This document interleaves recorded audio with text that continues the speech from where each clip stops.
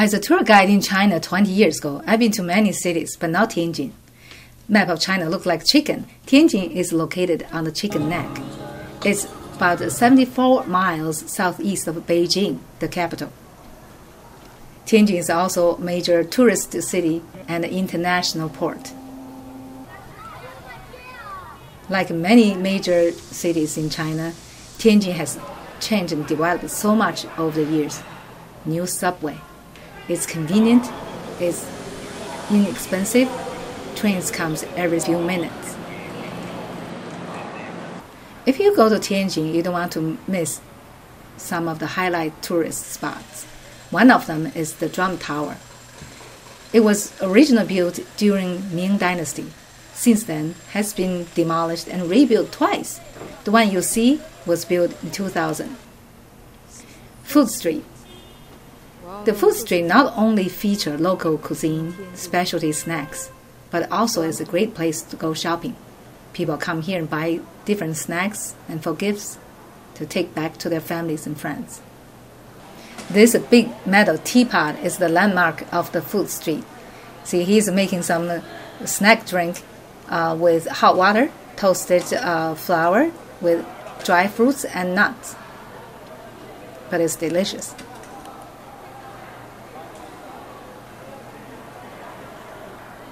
This is called erdoyar, sweet cake. It's a special dough mixed with a kind of syrup, so it's very sweet and deep fried. I'm buying some for my dad. Crispy twisted bread. This is also another specialty, and people are taking them back to their families. This is Gopuli, a regional restaurant, and serves the Gaubuli Steamed Bao. It's just by the food street. This restaurant not only serves the delicious bao, but also features local folk art.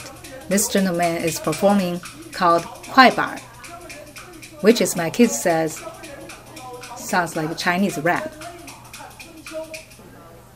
Now it's time to try some of the delicious Gaubuli Steamed Bao. Can you see the pleats? There's so many pleats in one steamed bao, and it's unique, partially yeast dough, and the delicious filling make it very special. Serve over dark rice vinegar. The pot on the table holds the rice vinegar.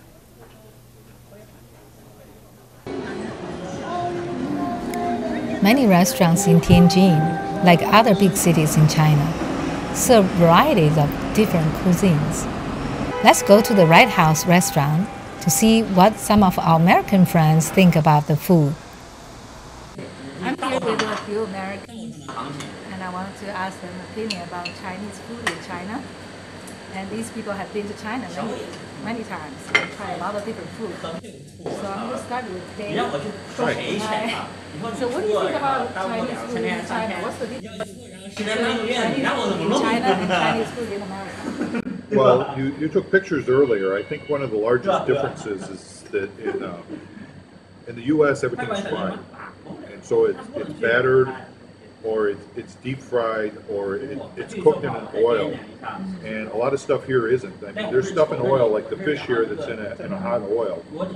But there's different sauces that you just don't get in the U.S. A lot more vegetables. Yep. It's still low fat. You still have the hunger 3 hours later. But I think there's a lot more seafood also. You see a lot more seafood in the diet. And there's a lot of varieties depending upon what area. I mean, we're eating a little bit the spicier food here from the Szechuan area. You know, you got Beijing duck, which is hard to get in the U.S. That's good. I personally prefer the food over here than back in the U.S. Because you can taste, actually can taste the ingredients. Right? Yes. Yeah. A couple of the main things I really enjoy. I like the family style eating. Oh, that's a good one, There's John. a couple places that do that in the United States, but it's not prevalent. I think this encourages people to talk about food and enjoy the food and share experience together. I like that a lot. I like the fact that everybody has a different experience with food, and then they bring it up, and then you try something new almost every meal. Every meal I've been here, I try something different, which it wouldn't be the case back at home. I go to a restaurant back at home, and I try something new, and I try something different. Which it wouldn't be the case back at home. I try something different, which it wouldn't be the case back at home. I go to a restaurant back at home, and I try something new, and I try something different. Which it wouldn't be the case back at home. I know what I like. I get the same thing. I keep it to myself. That's good. Here I go. Yeah. And I love it. And we talk about it. And it's fun. Talking about food is a blast. Spicy noodles. Oh, okay. We eat it every day. Oh, which one? Tianjin noodles, yeah, beef noodles, yeah. Beef noodles. It's great. Very good. With the Good broth. spice, yeah, good Yeah. spice, good broth. It's great.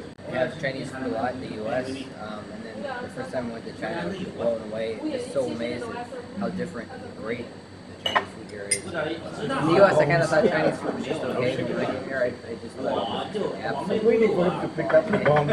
The very sad thing is when I go back to the U.S. and I'm trying to find some Chinese food that would be equivalent to in China, and I cannot find it. And I really like the Szechuan. Yeah. It just tastes so good here. The combination of the peppers and the ginger is just great. Earlier, you heard in the video, Dave talk about this fish in hot oil dish.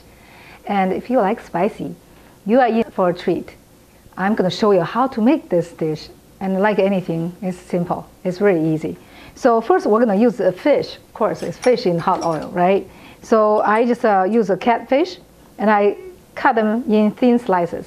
You can just cut it in an angle. So that's how you get the big, thin slices like these. So and then I'm going to just use a little bit of cooking wine, just to marinate our fish, and use a little bit, 1 egg white. I'm just going to use my hands, you know. This is just easier to mix very well in very short time. And then I'm going to use a little bit of cornstarch. So this way, when we cook the fish won't get dry. So it'll be moist. So I'm just going to use my hand. You can use a fork or you can use chopsticks, but hands, of course, does a better job. So I'm just going to mix a little bit. So now it's ready. I'm going to set it aside. And then we're going to start cooking our broth. So now we're ready to make the broth. All I need to do is just add a little bit of oil.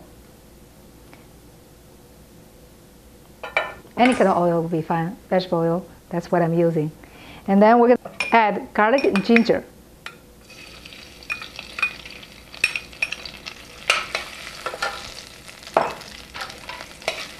Cook a little bit, and we're going to add Szechuan bean sauce.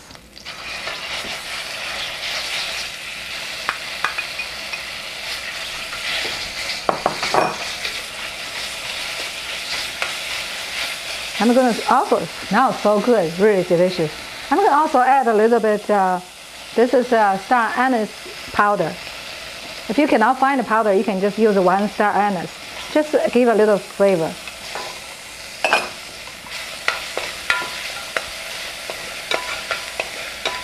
And then I'm going to add chicken broth or water, whatever you like.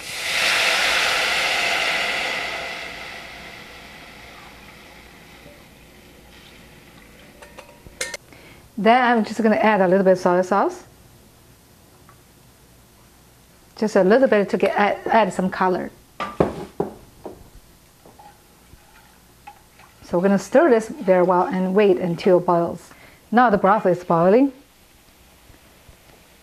We're going to add fish. So this marinated fish, we're just going to add them, but make sure you stir them so there won't be a big lump when they go into the broth.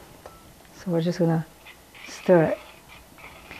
So you just cook until the broth boils again, and also the fish kind of look like white, and that's about time to turn it off. See, now it's really boiling, so it's time to turn it off. I'm just going to add a little bit of white pepper.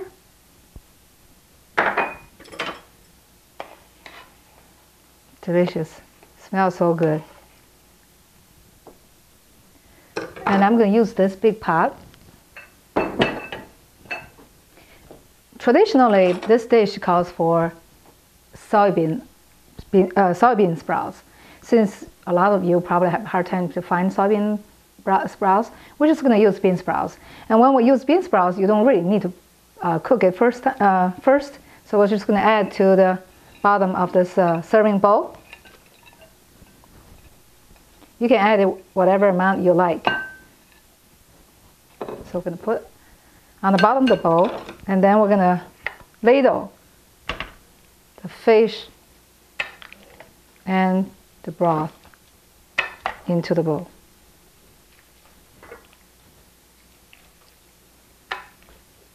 Look at that, it's delicious. But we haven't do the spicy part yet, so we're just going to ladle this into this bowl. So I'm just going to, there. Now we're going to make the hot spicy sauce. So we're going to move the fish over, and then we're going to turn on the heat, add some oil, be generous, because we're going to use hot chili pepper and ground chili pepper. So it's going to soak up some oil. I'm using the whole red chili pepper. I'll say probably 7 to 8. It depends on how spicy you want. You like more spicy, more chili pepper. Just that simple. And I'm also using some of the powder one. The powders really add a lot of color. Especially this, I add a little bit of Korean hot chili pepper. It doesn't taste as spicy as the Chinese red chili pepper, but it gives a lot of red color, so it's really pretty. And also I'm going to use Szechuan peppercorn. It gives a tingling on your tongue. And some people don't like it, to eat the whole thing. So what you need to do is just cook a little bit until you smell the flavor and take them out. So you don't have to leave in the food. So you can smell the really nice, wonderful Szechuan peppercorn. If you don't mind it, you can just leave it in, and then we're going to add red chili pepper. Smells so good. I love it.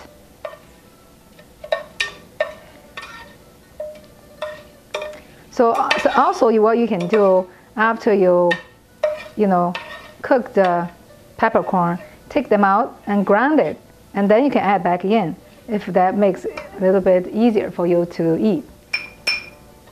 So now I'm just going to take this out. Just to flavor the oil already, so it's really nice. So now we're going to add red chili pepper. Spicy. And in fact, Chinese restaurant, this dish you'll see a lot more pepper than this. But that's okay. This is good enough for us. So now we cook it until it starts to smell the spiciness. We need to turn it off, otherwise you're going to burn the chili and it's going to be bitter. So now we're going to move this over.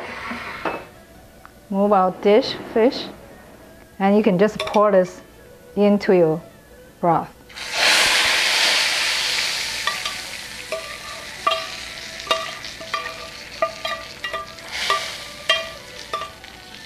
Wow, this is the smell of delicious pepper and peppercorn.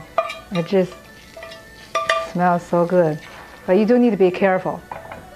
See, this is the spicy fish dish. It's delicious. You enjoy this dish. It's so simple. If you like spicy, you gotta try this. This is very popular in China. See you next time.